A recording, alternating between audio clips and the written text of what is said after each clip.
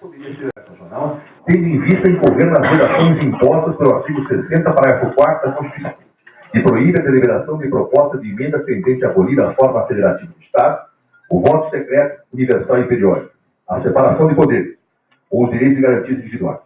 A eventual aprovação da PEC 215/2000 configura violação tanto à separação de poderes quanto aos direitos e garantias individuais dos indígenas.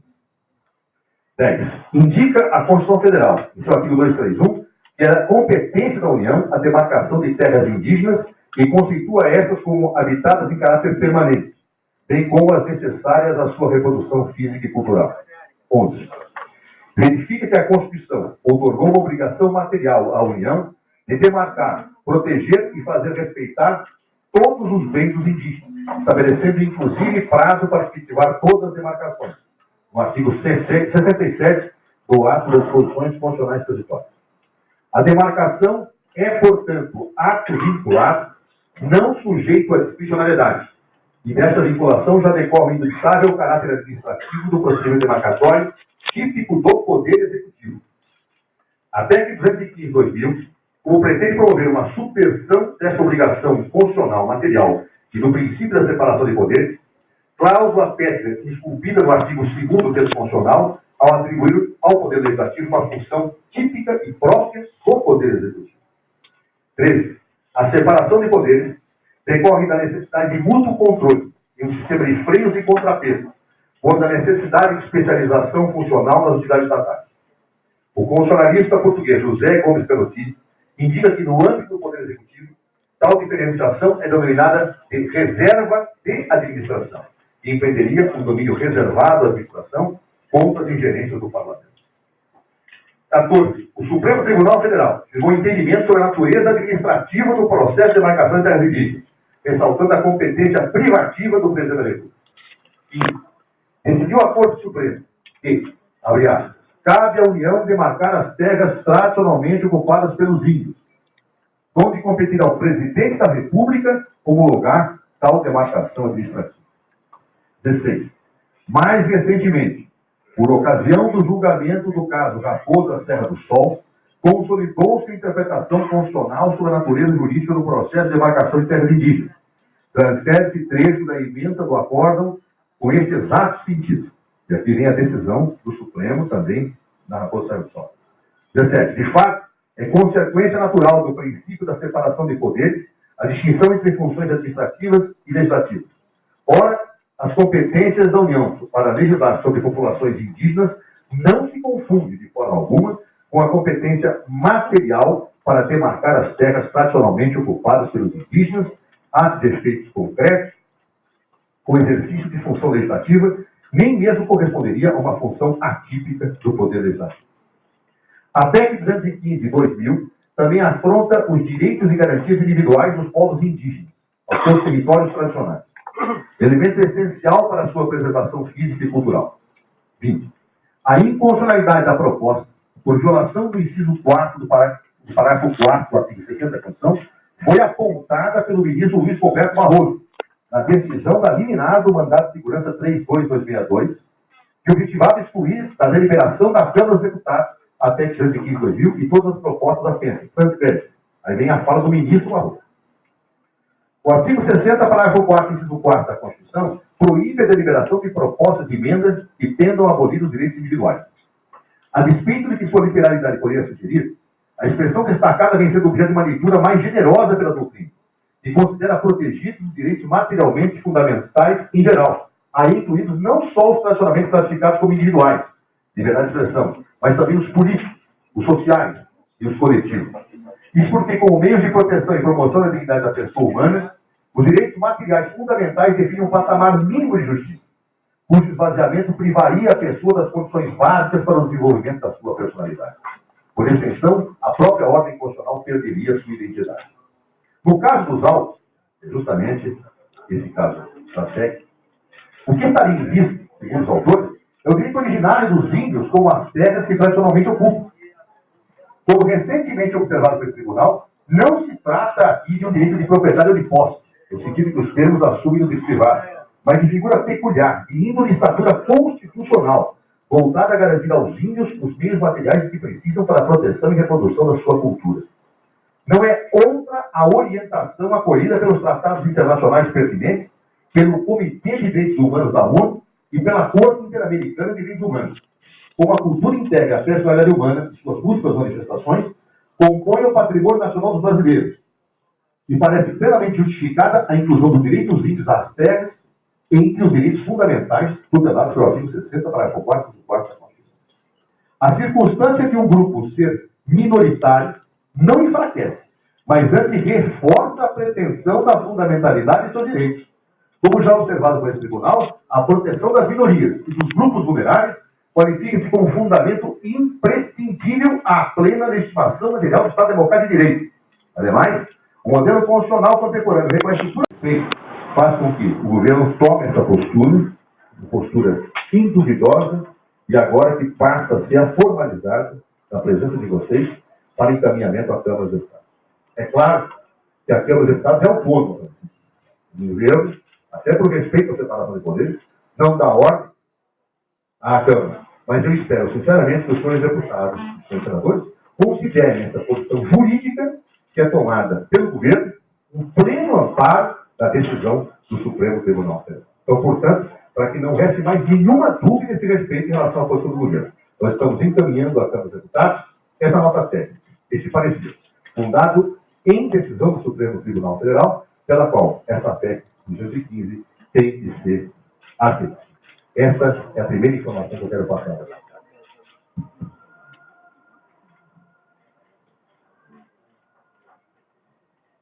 Segunda, o voto da Amanda para cá. Segunda informação. Eu tinha ficado com a missão, na última reunião, de fazer gestões em relação ao Poder Judiciário, porque o diagnóstico que eu fiz, e eu acho que vários de vocês concordam nisso, é que muitas das questões que dizem respeito a demarcações de terra indígena, elas não podem prosseguir, nem serem resolvidas, porque são judicializadas.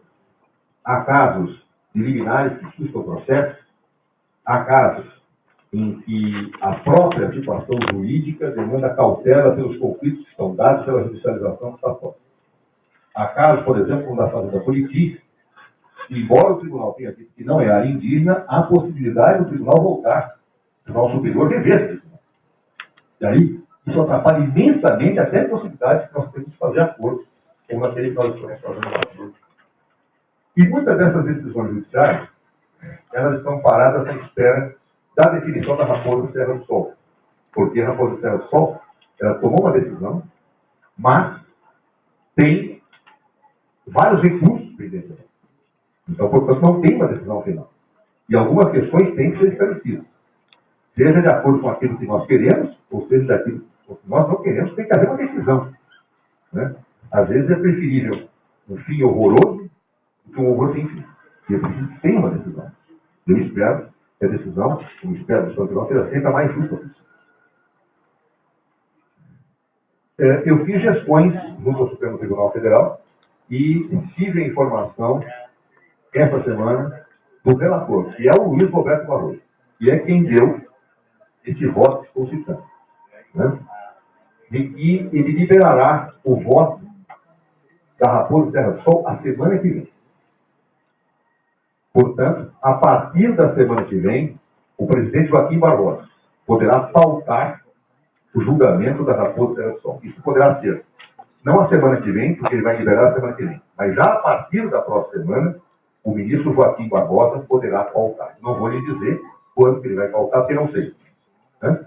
Mas nós estamos fazendo. Está pendente de julgamento. Então, há uma possibilidade já de, a partir de outra semana, poder entrar em pauta. E aí, evidentemente, haverá a decisão, por exemplo, do Supremo, quando será pautado. Mas como o ministro Joaquim Barbosa já me disse que assim que o voto do relator fosse liberado, ele se disporia a pautar com rapidez, eu acredito que agora é questão de... E essa situação imediata pode resolver uma das reivindicações de vocês, que é exatamente aquela questão da portaria da AGU, que estava suspensa, não está tendo efeito, até esse julgamento. Então, tudo irá se resolver agora, nesses próximos dias. Eu, assim que o ministro Joaquim Barbosa retornar, ele retorna de férias agora, eu vou também fazer gestões a ele, para que, diante da liberação do voto do ministro Barroso, coloque em pauta o mais rapidamente possível. Outro aspecto. Há outros projetos de lei que vocês têm feito duras críticas. E, a meu ver, críticas acertadas. Há projetos de lei que regulamentam o artigo 231, parágrafo 4, e, evidentemente, se forem aprovados, e agora estou dando a minha opinião, eles tornam muito difícil as demarcações terrenas. Eu não quero dizer com isso que nós não temos que regulamentar o 231, parágrafo 4, mas não podemos regulamentar daquela forma. E mais, qualquer regulamentação tem que ser feita e discutida com vocês, ouvindo amplamente. Então, eu queria manifestar a nossa posição contrária a projetos de lei que estão hoje tramitando, estão regulamentando o 231, parágrafo 4, dessa forma, e gostaria de estabelecer uma interlocução com vocês. Como a Constituição prevê que esse dispositivo seria regulamentado, ele tem que ser regulamentado, eu gostaria muito de ouvi-los, para que nós pudéssemos verificar o que vocês pensam dessa regulamentação. O como vocês acham que isso deve ser regulamentado. Então, eu queria, desde já, propor, até dando sequência ao que a presidenta Dilma Rousseff falou na reunião com vocês, que nada seria feito sem que vocês fossem ouvidos, e o Ministério da Justiça, junto com a Secretaria-Geral da Presidência, ouvissem vocês em relação ao que vocês pensam sobre as formas de regulamentação do 231, parágrafo 4. Tá? É evidente, se lá está prevista uma lei, um dia terá que surgir essa lei. E é preferível que nós já pensemos em como será melhor essa lei, do ponto de vista de todos, ouvindo o que a ministra quer fazer, do que, evidentemente, aguardemos situações onde um dia essa lei venha e não atenda às expectativas e às pactuações de todos. Outro aspecto importante. Na última reunião, eu falei para vocês que nós estamos querendo aperfeiçoar o processo de demarcação de terras indígenas. E queremos fazer isso, primeiro, sem tirar nenhum protagonismo da FUNAI. A FUNAI é o órgão que tem por objetivo cuidar das políticas dos povos indígenas e dar proteção aos direitos que são consagrados na Constituição original. E a FUNAI tem esse protagonismo. O próprio decreto que disciplina essa matéria não será mexido. A ideia é, partir do decreto, melhorar a tramitação, para dar mais transparência e para impedir que mais processos continuem sendo propostos da Justiça com ganho de causa. Tem sido muito frequente situações de fora invalidando o processo. Nós queremos eliminar isso. E queremos introduzir algo que eu tenho defendido muito, com vigor, porque acredito nisso, que nós possamos, sem prejuízo de nenhum direito, sem recuar em nenhum direito, fazer a minimização dos conflitos, a conciliação para que o direito seja assegurado. O prolongamento do conflito é ruim para todos. É ruim para o indígena, que fica com questões anos pendentes, sem solução. É ruim para eventuais produtores, especialmente para o pequeno produtor, produtor pobre, que às vezes tem situações de conflito. E nós precisamos resolver essa situação sem abrir mão de direito nenhum, mas tentando conciliar o mais. Tá? E é ruim para o governo, porque o governo é cobrado justamente às vezes da coisa não se resolver, e nós temos um conflito, e eu preciso resolver o conflito para tentar atender o mais possível dentro do desenvolvimento. Então, essa portaria vai evitar fazer isso. Agora, nós estamos em fase final, já essa semana nós conseguimos fechar alguma coisa, mas eu quero ouvir você. Eu quero saber qual seria o melhor canal para a gente apresentar essa portaria, para poder ouvir vocês, as sugestões, as críticas, para que a gente possa formar uma posição definitiva. A presidenta deixou claro que nenhum ato seria baixado sem que nós tivéssemos a possibilidade de vocês serem ouvidos. E eu preciso, pode ser um ato meu, eu quero ouvi-los, para verificar onde acertamos, onde erramos, o que eu concordo com vocês e o que eu discordo. Né? Eu posso ter mil defeitos, mas eu sou muito sincero nas coisas que eu faço. Eu acho que assim, estou disposto a ser convencido, não é? Bom, eu quero ser absolutamente uma relação de lealdade. Não quero baixar nenhum ato sem ser envolvido. Quero que mais difícil haja concordância. Tá? Nesse ponto, eu quero ser transparente. Quero criar, se possível, um canal para que a gente possa discutir exatamente essa situação. Pontos a ser. Nós temos buscado há vários conflitos postos no Brasil, alguns muito potenciais, outros já deflagrados. Tá? Eu tenho, junto com a Guta, a Maria Augusta, também de Guta, né? Presidente da Maria Augusta, junto com, todo mundo chama de Guta, então pode chamar de Guta, tá bom, pode chamar de Guta. Junto com a Guta, junto com o Gilberto, né? Ou o Gil, já que ela pode chamar de Guta, pode chamar de Gil, sem problema. Procurado ao máximo me empenhar para a gente tentar conciliar. Eu prefiro, sem abrir mão de jeito nenhum, conciliar do que arrastar décadas a situação. Seja porque eu posso ter morte, seja porque eu posso ter conflito, seja porque a justiça intervém, seja por uma série de situações. Eu sei que tem gente que não pensa no que eu penso. Eu sei que tem gente que prefere uma boa briga a um bom entendimento. Eu porque acho que é necessário um bom entendimento. Especialmente quando tem gente explorada dos dois lados. Especialmente, como existe em algumas coisas. Tá? Eu tenho que buscar encontrar alternativa para a pessoa viver. Seja do lado de mim, seja do outro. Eu tenho que encontrar uma saída. Então, eu preciso ir ao limite da busca da conciliação. Claro? E estou tentando fazer isso. Posso estar errado? Bom, mas eu acredito. Acredito do fundo do meu coração. Então, o que nós estamos fazendo? Mato Grosso do Sul. Tá? Está andando a nossa mesa. Eu falo com lealdade. Tem dificuldade? Tem. Eu não escondo. Eu prefiro não esconder e vocês brigarem comigo. Quais são as dificuldades que nós temos? Vou falar com toda clareza. Nós fechamos um entendimento. Lideranças indígenas, produtores, governo e brasileiros. O tribunal disse que a terra não é indígena. Anulando a portaria do Estado. Nós queremos fazer um acordo. Eles toparam. O acordo é que se reconheça a tracionalidade da terra da fazenda Buriti. Tá? Então nós vamos fazer Buriti. Tá? Reconheça. Vai ficar consagrado com os proprietários reconhecendo a tracionalidade. Só que para isso, terá que ser paga uma indenização pelo título. Eles receberam do Estado, ainda de Mato Grosso. Quando era Mato Grosso, não era Mato Grosso do Sul. Tá? A primeira ideia que nós estamos tendo, e nós continuamos tentando fazer isso, é adquirir do Estado do Mato Grosso do Sul terra para fazer assentamentos de reforma agrária. Isso a gente atender também a demanda da reforma agrária. O governo do Estado receberia os CDAs, os títulos da dívida agrária, converteria em dinheiro e pagaria isso. Para isso, nós temos que fazer uma avaliação da terra. Porque não é o que o proprietário quer que a gente vai pagar. É um valor justo.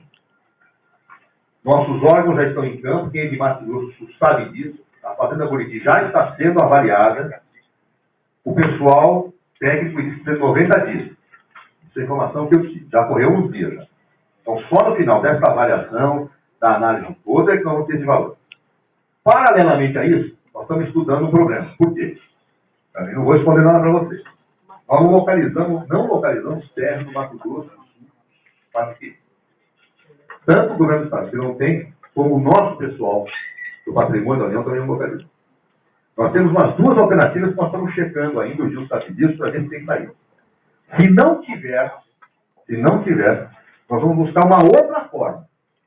E é por isso que eu ia até amanhã, mas não vou amanhã, quem vai é o ministro Luiz Inácio Alves. O ministro Luiz Inácio Alves vai amanhã a São Paulo conversar. Eu ia junto com ele, não posso, porque eu tenho que ir hoje ainda à noite a Buenos Aires. Tá? Vamos chamar uma reunião de ministros da Unasul, o ministro da Justiça do outro país. Mas o ministro Luiz Inácio Alves, eu vou ligar agora quando sair da o presidente do TRF, né, que eu conheço há muitos anos, desembargador Nilton Delu, para dizer o seguinte: nós queremos encontrar uma saída de acordo para fazer esse repasse desse pagamento, desse processo. Como alternativa à possibilidade, nós não conseguimos ter acesso a pagar com CDAs. Então, nós pensamos, nesses 90 dias, enquanto faz a avaliação, nós começamos a buscar outras alternativas. E nós vamos encontrar uma alternativa. Claro? Nós vamos encontrar uma alternativa. Eu tenho só que ver legalmente como é que eu posso fazer. Então, a coisa, no Mato Grosso do Sul, tem dificuldade? Tem. Mas nós estamos empenhados em resolver, há um compromisso nosso em fazer isso. Outra questão. Rio Grande do Sul. Nós temos, não só eu, dialogado muito com o Estado do Rio Grande do Sul. O Gilberto esteve lá, foi 10 dias atrás, é isso? 20 dias atrás. Esteve lá, nós estamos tentando encontrar no Estado do Rio Grande do Sul a mesma saída de Mato Grosso, nos casos em que houver acordo, para indenizar os produtores, e lá são pequenos produtores. Ali é uma situação triste em alguns casos, tá? Para indenizar esses pequenos produtores, para que possamos entregar essas terras. Temos já algumas terras sendo examinadas que foram sugeridas. Lá tem algumas, estamos vendo se vai dar certo. Estamos caminhando. Bahia. À vista do conflito que está posto na Bahia, eu tive conversando bastante com o governador Jacques Wagner. Tivemos com lideranças indígenas e tive com lideranças dos produtores. A reunião com os produtores foi ontem. Antes de ontem, eu não perdi a noção do tempo. Então, com tanta coisa que já... Antes de ontem. E eu estou propondo o seguinte, tá certo? Eles vão entregar uma representação dizendo que há problemas, etc. Falei que foi examinar tudo, mas propus uma mesa de negociação, como estamos fazendo em Mato Grosso do Sul e como estamos fazendo no Rio Grande do Sul. Né? Nesse momento, havia uma ocupação na BR-101. Surgiu para mim a demanda se eu receberia os indígenas. Eu disse que sim, que recebo, e vou fazer essa mesma proposta. Eu quero sentar o governo do Estado com o Ministério Público, vamos fazer se a gente busca alternativas de entendimento. Tá? Finalmente, antes de passar a palavra para o Gilberto. Essa questão da busca do entendimento e do não conflito é uma orientação muito forte que eu, pessoalmente, estou dando em tudo que está posto nessa questão da terra indígena. Eu acredito na busca da conciliação ao limite.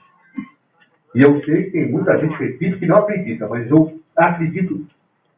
Nós estamos estudando, tem um conjunto de situações que estão para serem decididas no governo, sejam de decreto, sejam de portaria, sejam outros atos. Nós estamos estudando sobre esta ordem. Eu afirmo o compromisso. E nós estamos nos esforçando para, nos próximos dias, soltarmos alguns atos. Mas vocês serão procurados, se houver algum tipo de conflito, para a gente dialogar.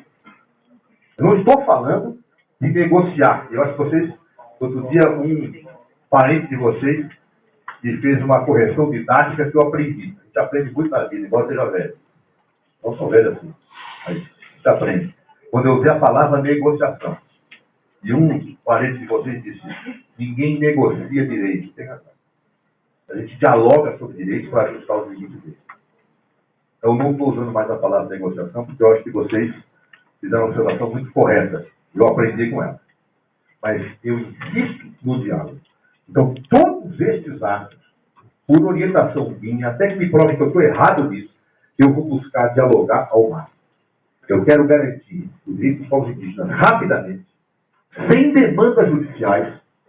E também é sonho dizer que não vai ter ninguém ingênuo. Tá certo? Que tem interesse não legítimo, muitas vezes, que não quer a demarcação. Aí, certo? Mas quando eu tenho situações que as pessoas têm aparência de direito, expectativas legítimas, eu tenho que tentar conciliar o máximo.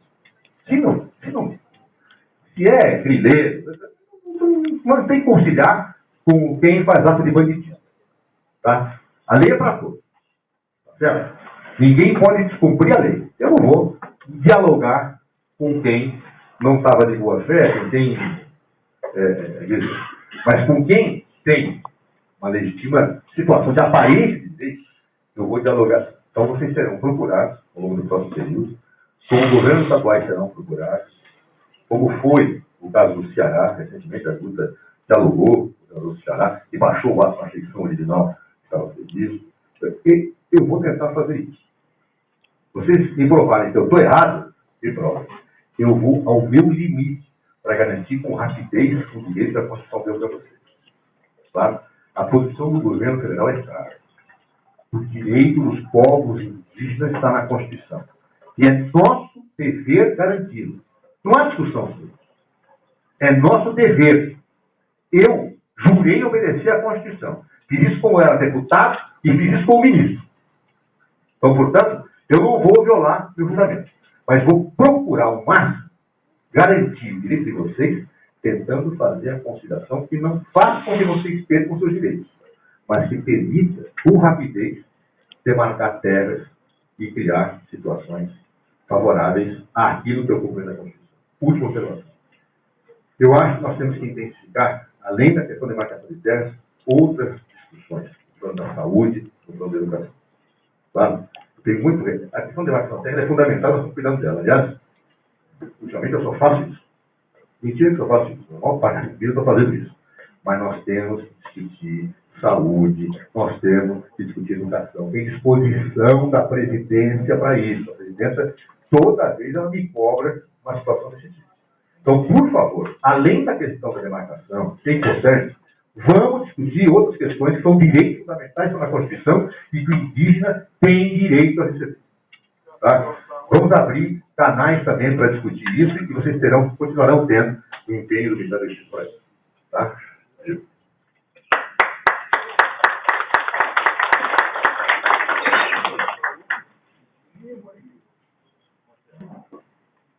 Queridas amigas, queridos amigos, eu só quero muito rapidamente, porque eu queria ouvir muito vocês, e hoje nós vamos ficar mais tempo aqui, não tem outro compromisso. Salva a tua viagem, né? Queria completar, primeiro dando uma informação também. Eu vi bastante. Nós estamos já em estado agora mais adiantado de preparação para fazer a desintrusão lá na terra ao Aguajá. É uma operação que requer muito cuidado, é uma operação que requer um preparatório muito grande. Estamos fazendo um levantamento das pessoas que estão efetivamente morando lá.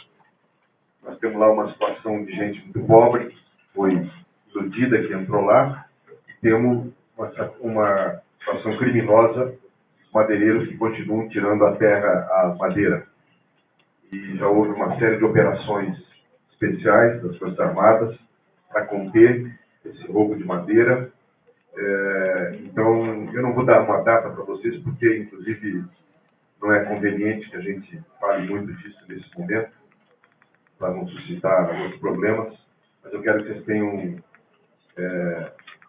essa informação de que nós estamos diretamente no terreno já trabalhando, fazendo os levantamentos e preparando tal sorte que, assim como nós fizemos em Mauá 7, seja dado para os intrusores, para as famílias que estão lá, que entraram iludidos, nós temos que dar um suporte para essa gente não ser jogada na beira da estrada e ficar o Deus dará. Nós temos que cuidar deles. Então, nós estamos fazendo agora esse cuidado, discutindo com o INCRA aonde assentar esses pequenos trabalhadores, essas pequenas famílias pobres, porque aqueles que estão lá para roubar madeira não tem nada a ver com eles, eles têm que ser punidos. Então, essa é uma informação e, em breve, esperamos que isso possa ser realizado. Quero dizer para vocês que Mauá 7 continua merecendo muita atenção. Não sei se vocês souberam, mas houve fogo criminoso lá agora, no tempo da seca. Então, milhares de hectares que foram queimados. Aquilo foi comprovado como incêndio criminoso, o que mostra que a nossa vigilância, o nosso cuidado tem que ser permanente nessas áreas.